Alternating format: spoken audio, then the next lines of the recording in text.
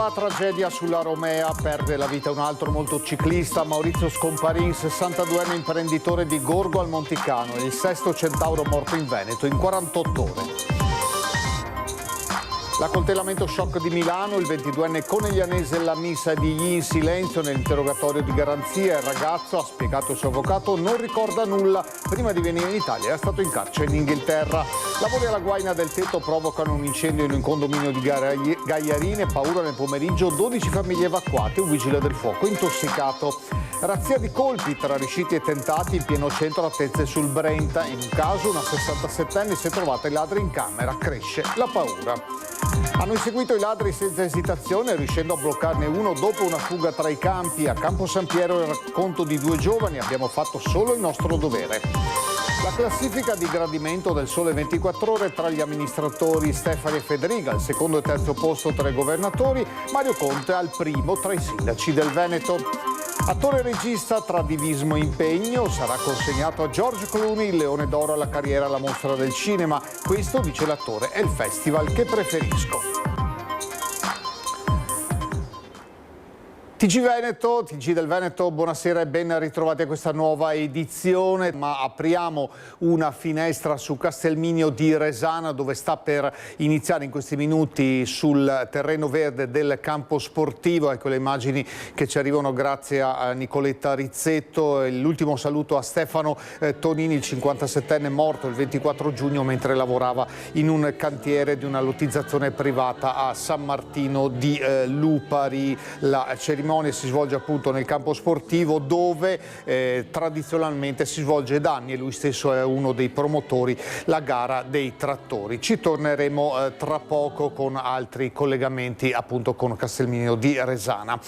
Un altro incidente mortale ancora sulla Romea, ha perso la vita un altro motociclista, Maurizio Scomparini, imprenditore trevigiano di 62 anni. È il secondo centauro morto nel fine settimana, sempre lungo la statale 309, la sesta vittima in Veneto in 48 ore. Doveva essere una giornata spensierata, libera dagli impegni di lavoro, e invece un attimo, un solo momento ha trasformato la gita fuori porta verso Chioggia in tragedia.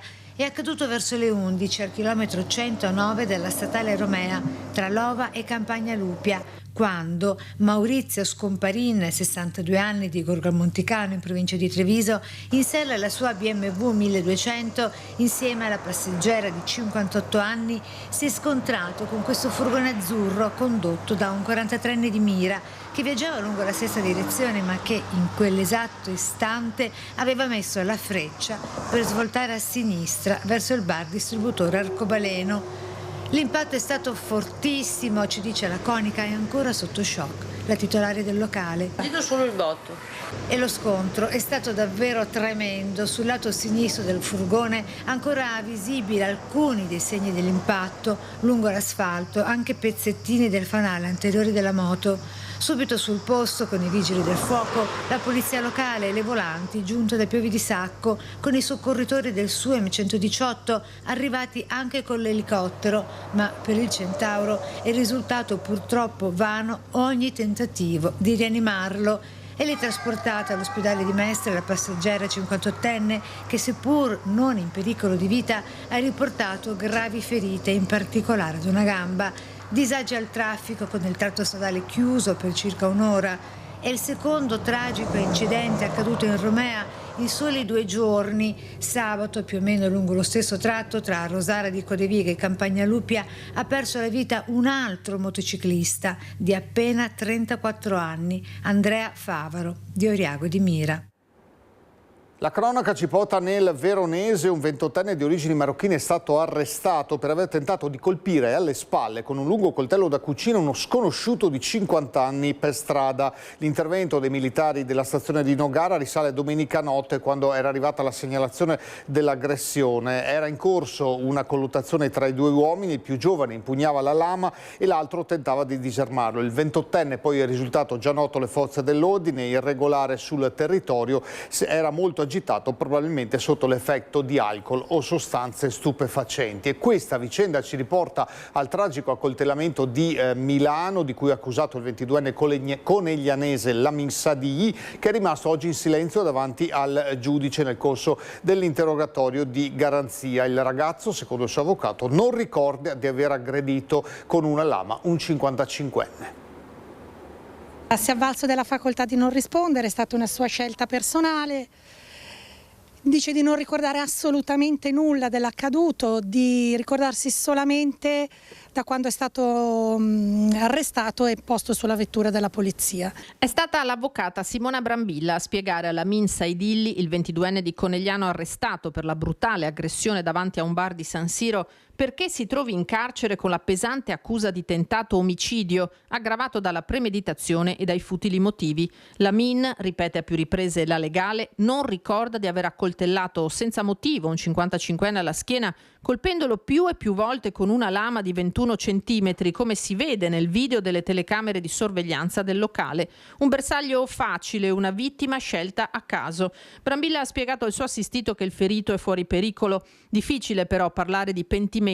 La memoria del ragazzo ha cancellato tutto, tanto da rimanere in silenzio davanti al jeep. È un ragazzino, sembra molto smarrito, ecco. Dal punto di vista della misura, anche lì Lamin, piuttosto diciamo che mettere il papà in una brutta posizione, mi ha detto che per il momento non avrebbe intenzione di chiedere la sostituzione della misura e quindi di permanere ancora in carcere. Parole shock alle forze dell'ordine che lo hanno arrestato. Mi sono divertito, appena esco lo rifaccio, ma, dice l'avvocata, neanche di aver pronunciato quella frase si ricorda. Eppure non emerge che fosse alterato da alcol o droghe. Dalla ricostruzione dei suoi trascorsi risulta una permanenza in carcere in Inghilterra prima del suo rientro in Italia, avvenuto a inizio anno. Gli inquirenti stanno cercando di risalire a tempi emotivi della detenzione in Gran Bretagna, se per una rapina o per un atto di violenza simile a quello di San Siro. A Milano è arrivato il 23 giugno dopo essere stato cacciato di casa dal padre in seguito a una lite.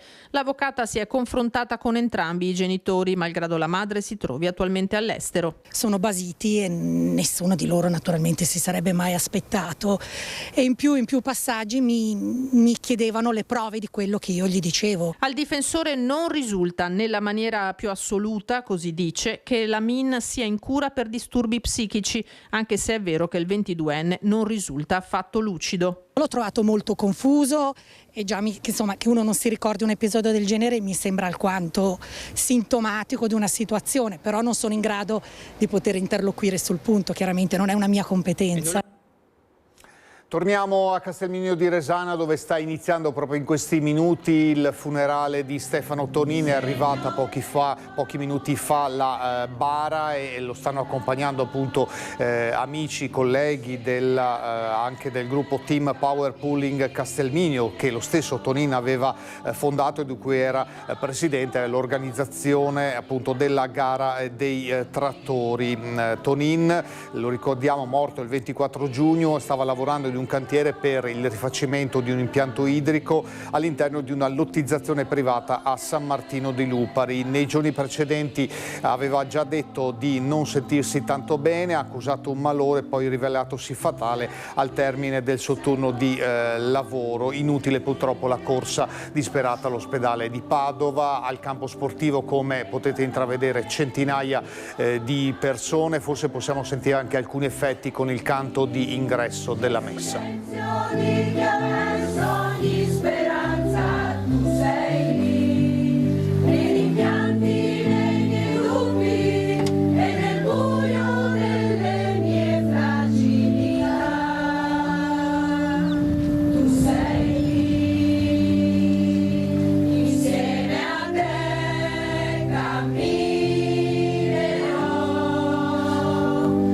ogni volto, in ogni pianto, io ti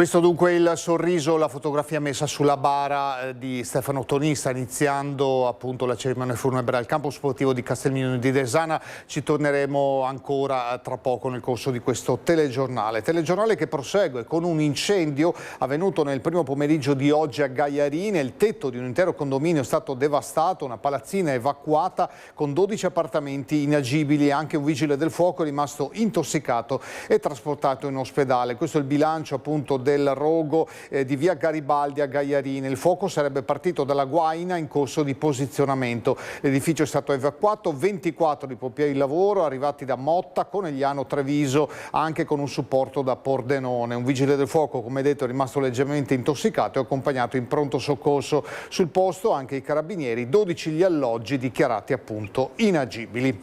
La cronaca nel Vicentino, a Tezze sul Brenta, con razzia di colpi riusciti, tentati, pieno centro. In un caso una residente si è trovata addirittura i ladri in camera.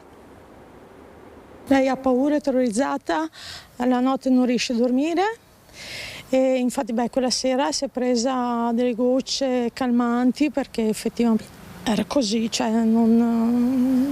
ancora sotto shock la donna di 67 anni residente in via Manini, in pieno centro a Tezze, che la notte tra sabato e domenica si è trovata i ladri in camera da letto dopo che ne avevano messe a soqquadro altre due, rubando l'oro che hanno trovato. A raccontarci l'accaduto è la sorella della vittima. Il cane dei vicini ha cominciato ad abbaiare e insistentemente, quindi di conseguenza lei a un certo punto si è alzata a tirare su la persiana per vedere cosa c'era e dietro di lei ha sentito la porta aprirsi della sua camera e lei si è girata in quel momento e i ladri, perché erano in tre effettivamente, gli hanno puntato addosso la luce accesa, la pila, sì, e quindi lei si è girata di scatto, loro hanno chiuso la porta e lei da nervoso è uscita per corrergli dietro. Erano in tre dentro in casa, lei da sola e poteva succedere di tutto, insomma, alla fine. Ecco, questo è. Una signora aveva sentito le urla di mia sorella, ha cominciato a gridare, gli si sono rivoltati contro praticamente. Hanno scavalcato le recinzioni come lepri, uomini giovani e agilissimi che hanno battuto a tappeto tutte le vie terrorizzando i residenti. Ed è proprio la donna che si è trovata davanti i tre malviventi che ci racconta la sua terribile esperienza, allertata dalle urla che provenivano dalla casa vicina appena derubata. Ho iniziato a gridare, ho detto guarda via, chiamo i carabinieri. A un certo punto si sono girati verso di qua e a me è venuta, ci hanno saltato subito, sono tornati in strada e quindi io sono andata dentro, ho chiuso tutto e ho chiamato le forze dell'ordine. Quanta paura ha avuto? Tanta, perché ho fatto la notte con un occhio sempre aperto, ogni rumore saltavo, continuavo a girare per la casa a guardare tutti i buchi delle persiane, perché comunque dormiamo con le finestre aperte perché è caldo, ma adesso basta, terrore veramente, ma sono straveloci e non gliene frega niente, proprio saltato, andato di là, veramente non hanno paura, loro venire dentro casa tua, picchiarti e rubarti non frega niente. Paura invece non l'hanno avuta due giovani che a Campo San Piero hanno inseguito i ladri senza esitazione, riuscendo a bloccarne uno dopo una fuga tra i campi. Lo raccontano loro stessi, dicono non siamo degli eroi, abbiamo fatto solo il nostro dovere.